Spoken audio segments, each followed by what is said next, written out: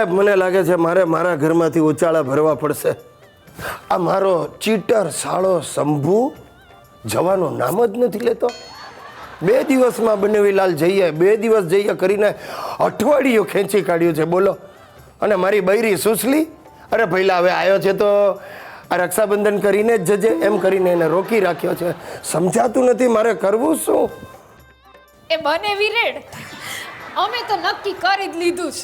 એમ ક્યારે જાવ છો?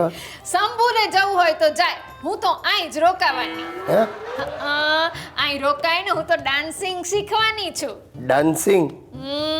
બરવાળામાં જઈને પછી ડાન્સિંગના ચીટિંગ ક્લાસ શરૂ કરીશ. અરે ચીટિંગ નહીં, ટીચિંગ ક્લાસ. એ જ એ બરવાળાની બહેનોને બ્રેક ડાન્સ અને કાઠિયાવાડી કેબરે શીખવાડીશ. કાઠિયાવાડી કેબરે? બંનેવીલાલ તમારા આજ ઓફિસ ચાલુ છે કેમ આજે રેટિયા બારસ છે? ના, આજે તો ભૂખડી બારસ છે. હવારનો બ્રેકફાસ્ટ નથી કર્યો. શું મારી ઓફિસમાં આવીને નાસ્તો કરવો? તમારી ઓફિસ ની અંદર છે ને ઓલા બટાકા પૌવા ને કેસર ફાલુદા ટોપના પેટનું મળે હો. મને ખબર છે, ગઈ ફેરી એટલો ફાલુદા ઝાપટી ગયો તો અડધો પગાર એ બિલ ચૂકવવામાં ગયો. દિલ? બને વિરેડ કોના દિલની વાત કરો? અરે દિલ નહીં, બિલ. ઓફિસની કેન્ટીનનું બિલ. બને વિરેડ આજે તો અમારે તમારી ઓફિસે આવું છે. તમારા boss very good, very lover very પ્રેમાળ. એમને રાખડી બાંધવા જવું છે. ખબરદાર, રાખડીની વાત જ નહીં કરતા. ના ના, ગઈ ફેરી હાથ ડિંડક ચલાવી તું. ભૈલા કરીને આખા સ્ટાફને રાખડીઓ બાંધી દીધી. 2,500 ઉઘરાવ્યા અને મારા બોસ પાસેથી 4,000ની ગિફ્ટ પડાવી હતી. અરે હવે તો રક્ષાબંધન આવે ને એટલે અમારો આખો સ્ટાફ ધ્રુજે છે.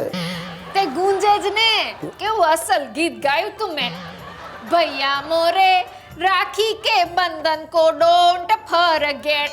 બ્રધર મોરે રાખી કે બંધન કો ડોન્ટ ફરગેટ. દોસ્તો, આ મહિનો મારે માટે ભારે છે. અમારા ઘરમાં પ્રસંગ છે. મારા સુપુત્ર હિતેશની જનોઈનો પ્રસંગ. એના જનોઈના પ્રસંગ માટે મારી બૈરી સુશીલા 1 મહિનાથી ઉછળી રહી છે. બધું નક્કી છે.